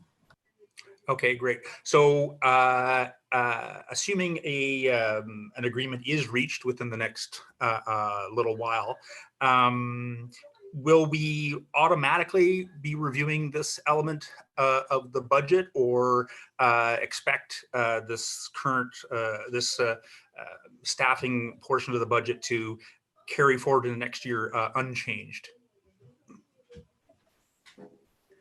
So through you, Madam Chair, it would be our plan that in the event an agreement is reached, which impacts on the current language in our collective agreement and would therefore mean that we would be staffing in accordance with the regulation, that we would bring that information back to trustees to confirm the new staffing levels that would be generated as a result and outline the plan for moving forward. Great, thanks. Thank you, Trustee Campbell. Trustee Boothby. Thank you. So I just want to go back to that for a minute on secondary, where this report that we have is assuming a 22-for-1 staffing, which is in our current collective bargaining agreement? That's correct. Okay. So the memo that talked about the conservative staffing based on concerns around international students, are we just assuming that we will not have any international students for the first semester, say? Through you, Madam Chair, perhaps I'll start and then CFO Carson may want to jump in. I think at this point, it's difficult to say what might happen. We know that right now, for example, there are current restrictions in place in terms of international movement. It's difficult to predict how long those will be in place. And again, subject to that and the timing of those being removed, may have some impact. It's just really difficult to predict right now what might happen in given current circumstances. Madam Chair, the only thing I would add is that Ms. Ostafchuk and her staff, other planning departments across the province have been looking at this for the last 3 or 4 weeks. We feel there probably will be a reduction in enrollment due to not just to our international students, but also to immigration in general. The challenge is when you try to assign that school by school for our staffing planning. So the recommendation that we made to HR, the recommendation that we're bringing forward is we would not change that recommendation at this time. Rather, we'll ask HR to work carefully to provide where we have class sizes that are near the various breakpoints to provide as much flexibility as possible. Fortunately, some of the things that we have heard, the province improving the funding based on 23-to-1 instead of where they were, has provided us with some additional financial flexibility. So we feel more comfortable proceeding this way rather than to arbitrarily reduce the projections, create even more chaos in the system than we're wrestling with now, and then try to rebuild in September. So there is some risk, but we believe it's certainly financially manageable to take it this way. Okay, thanks for that. Is that everything, Trustee Boothby? No. So with those staff that may not be required at particular schools for the count, do we have the ability to redeploy them as we need throughout the system? For instance, if we're finding that we have a need for helping students catch up with some of the work we haven't been able to expose them to during this COVID, would we have an opportunity to redeploy any what I'll call surplus staff because of lower enrollment numbers where we need them, where we think we need them? So as part of our normal staffing process, we are, there are different points where adjustments are made based on enrollment in the normal course in any event. And so we would continue to do that so that we don't find ourselves in a position of being overstaffed as we go into next year. So that will be our first priority, is to try and ensure that we are actually aligning staffing levels with enrollment. I think in the event that we do find ourselves overstaffed because of fluctuations in enrollment that we weren't able to adjust for next year, we could look at various options in terms of how we assign those staff, and we would need to look at a whole range of things. There are certainly timelines that we need to be aware of in the collective agreement. For example, when staff are declared surplus to schools or when they're declared redundant to the system. But again, making adjustments based on enrollment is already a part of the staffing process that we go through every year. Okay, thank you. And on page 9, where we talk about the Family Reception Center, I have to admit, I know so little about that process. So it worries me when we say that we have seen a significant increase in recent years, but we're not adding any staffing there. Do we, when children or families show up at the Family Reception Center, and do we have a waiting list, or is there a lag of when they show up before we're able to assess them and put them into a particular class? Or how does that work? And are we, by not putting more resources into that, are we potentially putting children into classes that are not appropriate for their learning level, and therefore they're just not getting the learning that they need right away? Through you, Madam Chair, we do have Dorothy Baker with us, who has charge over the FRC. So could I ask Dorothy to respond to that question? Sure, my apologies. Can you repeat the question?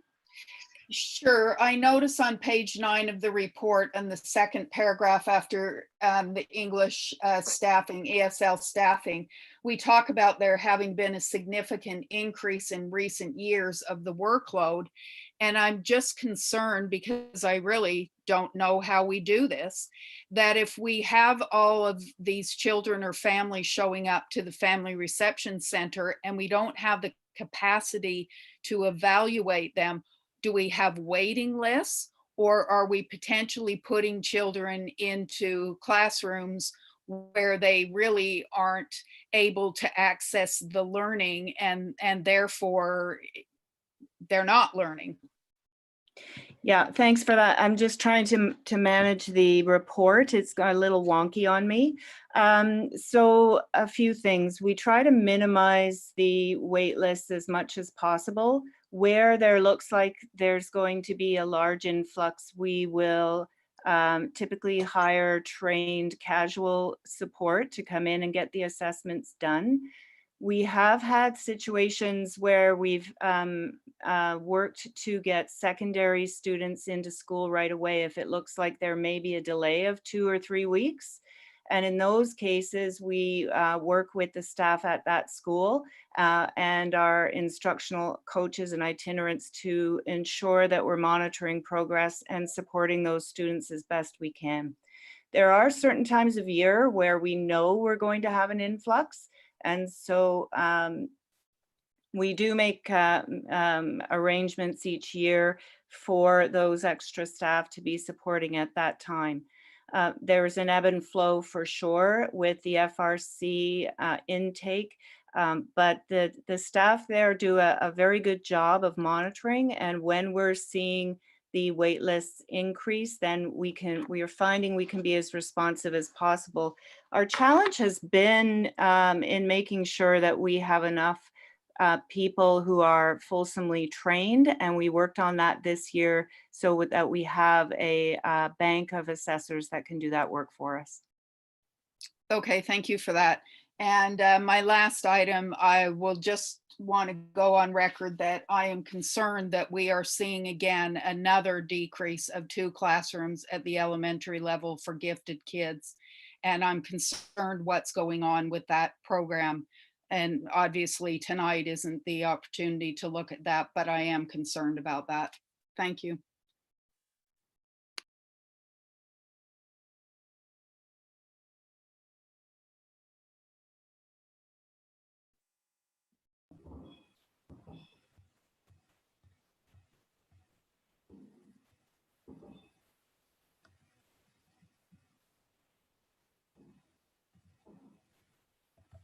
Hello.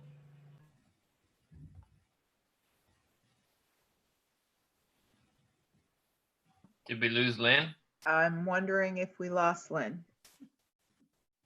She did indicate that her Wi-Fi was sometimes a little challenging in the evening.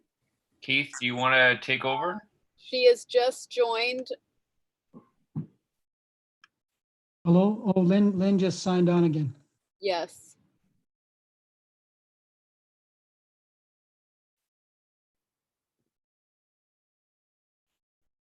Keith, I think you should take over. Okay, I'll take over. And I note that we did have a speakers list that I no longer see the hands up on the participant list, unfortunately. Christine was the last one. Yes, Christine was the last one, but the question is, who is the next one? I did not write it down. I think it was me for wrap up. I don't think there were any other questions. Yes, seeing that there's no one, people, so we'll turn it over to you, Mark, for a wrap up then. None required. Oh, okay, thank you very much. And I guess then we'll call the question on this particular item. And since it's a board, Nicole, you're doing a, is it a roll call? Yes, I will. If you could call for a move, sorry, just call for those in favor to indicate yes or no. I will do the roll call. Okay, I'd like to call a question then on the report 2031 academic staffing. All those in favor? Trustee Boothby, In favor. Trustee Huff, In favor. Trustee Campbell, In favor. Trustee Ellis, In favor. Trustee Jennekins, In favor. Trustee Evans, Trustee In favor. Lyra, Trustee Bell, In favor. Trustee Fisher, In favor. Trustee Schwartz, In favor. Trustee Penny, In favor? and do we have Trustee Scott back on the line? I'm not seeing her. So Keith, that carries. Yes, that carries. Thank you very much. And so moving on, in the spirit of the show must go on, we're going to move on to item 8.6. I think though we might in the minutes, Nicole, record that Trustee Scott lost connection, so her vote could not be recorded. I guess it's the same as leaving the meeting, right? So Yes. even though it's not of her doing. So anyway, okay. Can we through you, Mr. Chair, just allow a moment for Lynn to try and reconnect? I know she is anxious with respect to the next item. Yes, so I'm wondering if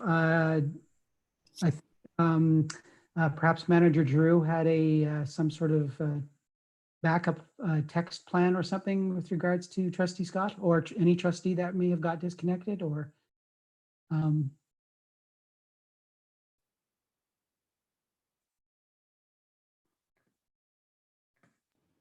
Through you, Mr. Chair, I will ask Lynn Scott to try to call in. Okay.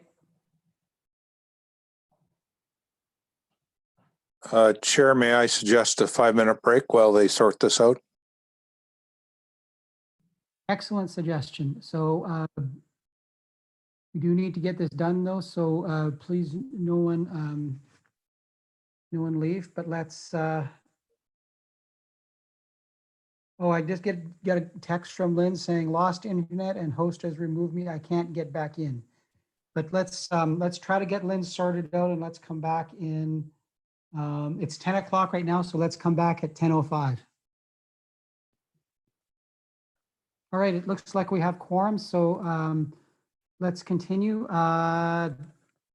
Unfortunately, we can't, for whatever reason, we can't get Lynn reconnected, but in the interests of time and not to waste everyone's time, we're going to continue on. And we're going to move on to the next, which is item 8.6. I see Lynn's iPhone show up on the screen. Okay, good. So hopefully she has phoned in.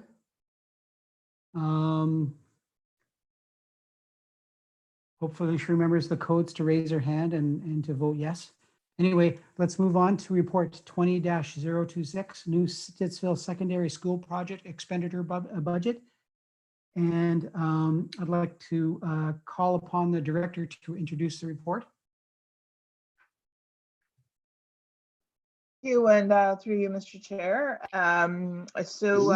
We are at the point of the next phase of the Stittsville Secondary School Project, and we have a report here to seek approval for the budget that has been proposed.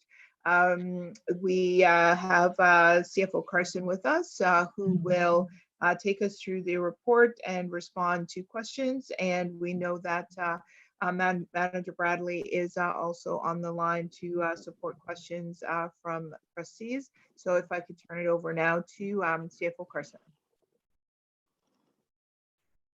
Thanks, Mr. Chair. We're here tonight with this report as one more step along the way with the construction of the new high school in Stittsville. Tonight's report is to seek approval for our proposed budget and to seek approval to proceed to go to tender once we've received the ministry approval to proceed. One of the challenges we always face on this is timing. We had planned to bring this forward, as you know, earlier in the month. A lot's changed since then. However, we have, since the announcement was made a couple of years ago, been working with the design team to try to make sure we could build a school that would house 1,350 students. And in spite of having to make some compromise,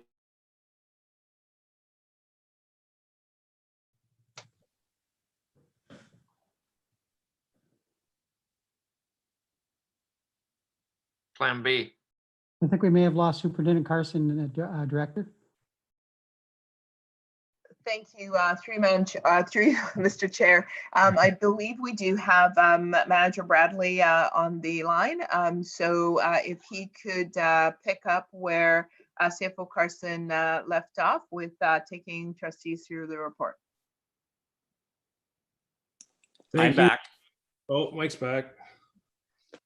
And I think certainly Dan could do it justice, but just in the interest of time, Mr. Chair, we are trying to, we did make some compromises. Some spaces were shrunk slightly to reduce some unused floor spaces. You've seen in the report some of the features we're very proud of. We've been able to maintain 2 double gyms. The building, because of its orientation, lends itself to a strong solar orientation. And we are will open with photovoltaics on the rooftops. That will go back into direct metering, and so we will reduce our energy consumption from the grid. So there's an awful lot of features to be proud of. Mr. Bradley's worked with principals from LDH, John McCrae, and some of our other elementary schools in looking at features that worked and didn't work. And he and the architectural team have done a good job in pulling it together. The report identifies that the cost will be in excess of the original $37 million that we had identified. However, we have been able to identify that about 1.75 of that can come from education development charges. The balance, approximately 4 million, is coming from capital reserves, and that combined with the 37 million from the province is the $43 million recommended amount. Should this be approved tonight, we will be providing tomorrow morning, starting to push the ministry on receiving our approval to proceed to tender. Well, let's take a look at market conditions.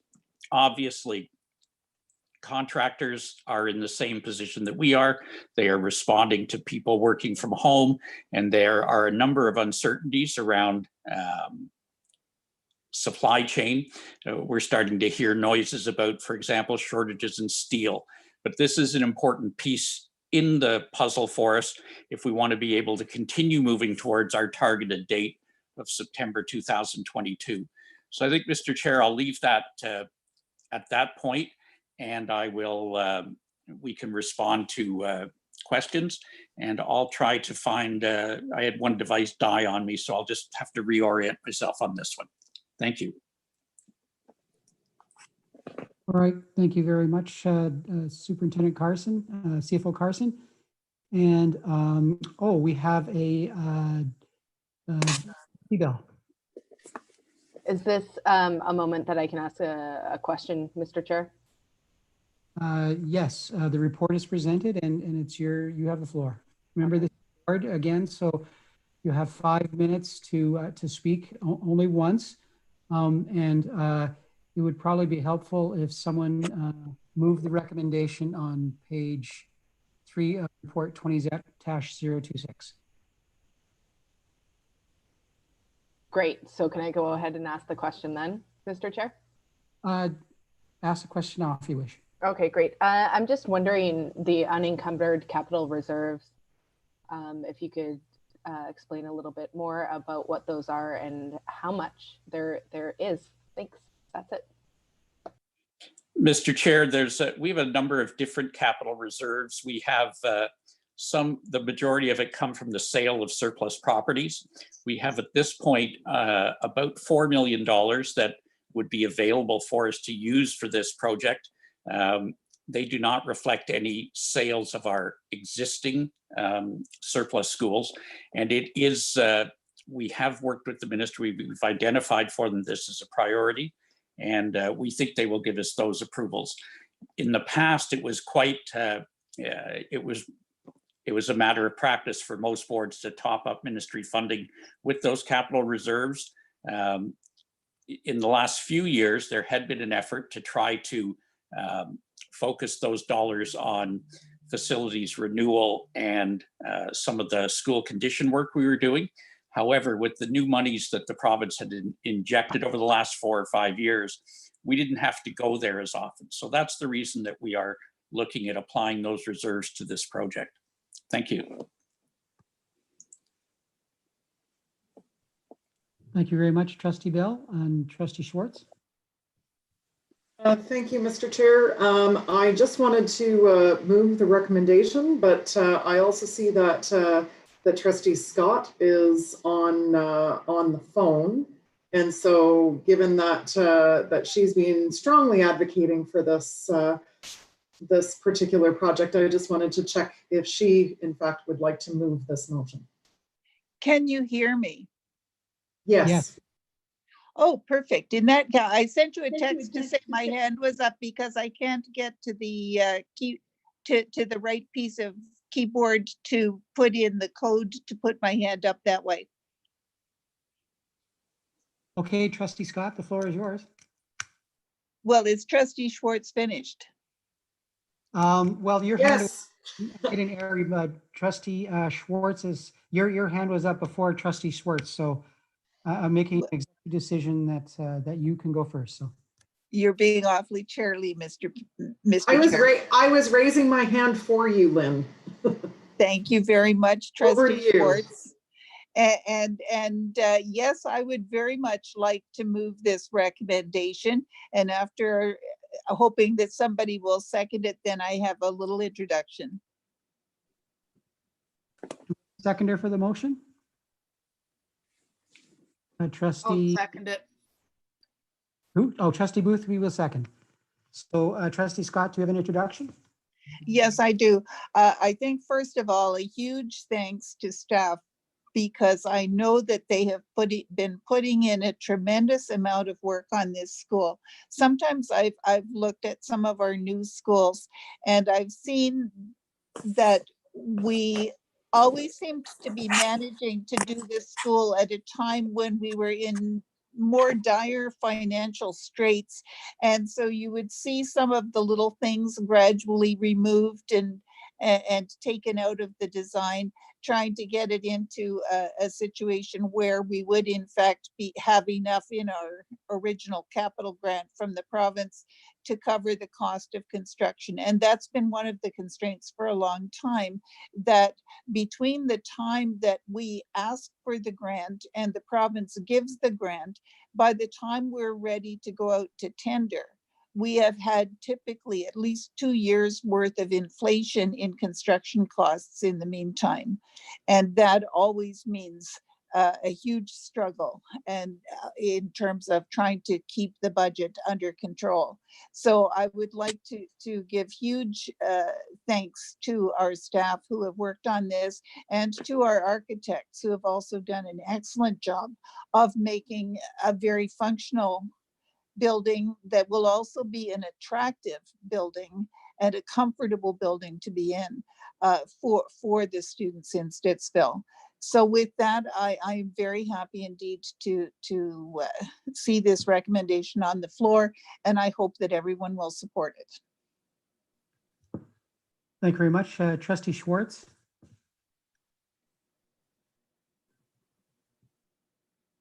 Did you want to have the floor, Trustee Schwartz? Oh, I'm good. Okay, Trustee Boothby. Sorry, I left my hand up for seconding it. Okay, no problem. Trustee Lyra. I just wanted to say thank you to staff for hearing the feedback about the importance of inputting environmental supports and green technologies into our future buildings. I look forward to seeing more of our large major constructions having photovoltaic cells and green projects involved. Thank you. Thank you very much. And seeing no other speakers, we're back to Trustee Scott. And no wrap up required, Mr. Chair. Oh, thank you very much. And we're going to call the question on the recommendation on the motion by Trustee Scott, seconded by Trustee Boothby. And it's now up on your screen. 4 parts, A, B, C, D.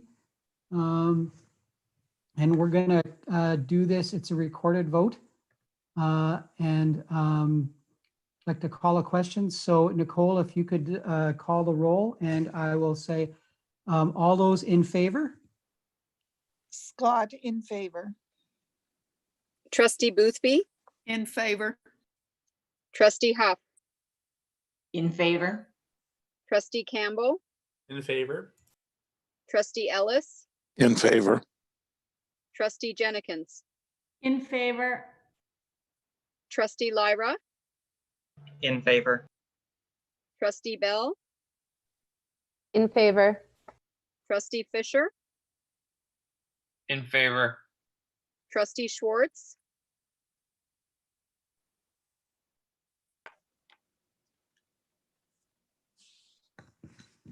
I am not hearing from Trustee Schwartz. Trustee Penny, In favor? I said in favor. Trustee Schwartz. Can you hear me? Yes, I have that. Thank you. Okay. All right, that concludes the roll. And any opposed? Any abstentions? Seeing none. That concludes it. Thank you very much. And we're going to move on. And the amended agenda actually, I think, excluded item 8.7, notice of motion obstacle policy resolution. And so with that, I'm going to turn it back over to Trustee Scott. Actually, Mr. Chair, it would be much easier if you continue to chair to the end of the meeting, because the my resources here are limited in terms of what I can see and do. No problem. That is no problem then. So we're going to move on to item 9, matters for discussion, reports from opera representatives. Trustee Boothby, is there anything to report this evening? No report this evening. Thank you very much. Item 10, matters for information. Is there any matters for information? And hearing none. New business. Is there any new business? Mr. Chair? Yes. Thank you, Mr. Chair. I just want, at this point, since we are through our very first full-scale board meeting, using a completely virtual platform. I just want to say a huge thank you to all of our BNLT people, and particularly to Manager Owens and our board services staff for getting this up and running for us and teaching us all how to use it. It has been a very good method as long as our internet doesn't conk out. And your efforts are greatly appreciated in making it possible for us to meet in this way. We really appreciate it. I'm glad to know that all of you at least look well, those of you who used video. And I hope that across the district, our families and our staff are all weathering this pandemic as best they can. And with that, thank you, Mr. Chair, for filling in behind me when my internet failed. Thank you very much. And we do have a hand up from Trustee Campbell. Yeah, thank you. Just wanted to know if the board and committee and PD session, everything else scheduled for next week are still going forward then, or they just haven't been canceled yet? Or I'm particularly interested in SEAC and whether the SEAC folks will be prepped for Zoom or how that will work if it's going ahead. Director or Manager Guthrie or Manager Drew? I'll make a couple of comments. We are working through a process of adjusting the calendar, so not everything on our board calendar and in fact on our management calendar has yet been fully adjusted. As you can imagine, everyone is running full throttle. So what we will do is we will proceed to communicate what those adjustments are. We are also ensuring that we meet any obligations we have around number of meetings. For example, we did have a discussion that some of our meetings have a regulatory expectation for number of meetings to be held. Others, we have already met or surpassed the requirement, and so we are in a position to defer some of those. So we're in the process of reviewing that, and we certainly will update trustees. And I think I saw an indication that Michelle wanted to comment. So can I throw it over to you, Michelle, for anything that I may have missed? Absolutely. Thanks very much. One of the things we wanted to test was how this worked this evening. And we also want to see what the ministry plans are and what their announcement was in terms of planning for the next couple of weeks. We will, as the director said, take a closer look tomorrow, but I have a number of concerns about our capacity, not just to generate agendas for meetings for next week, but also to set up the infrastructure for meetings. It's required, as the chair noted, a number of people's time and considerable effort from several departments to get today's meeting running as smoothly as it has. And those folks are also under a lot of pressure to turn out a lot of other things. So we'll take a look at that and make a recommendation based on our business continuity planning. Thank you. I'd just like to perhaps touch base, I would suggest, with the SEAC and others as required to see if there are any burning concerns. I do imagine actually that within the special education community, there are concerns about how students are being supported during this time. So maybe even if it's only a truncated or focused meeting or opportunity, there might be interest in having something or other there. So anyway, I'll just leave it at that, and thank you. All right, thank you very much. And seeing no other new business, I'd also like to say thank you very much to everyone involved, and thank you for your patience and thank you for your brevity given the limitations of the platform and stuff like this. We accomplished quite a lot tonight, and everyone stay safe and declare the meeting adjourned. Thank you very much. Thank you.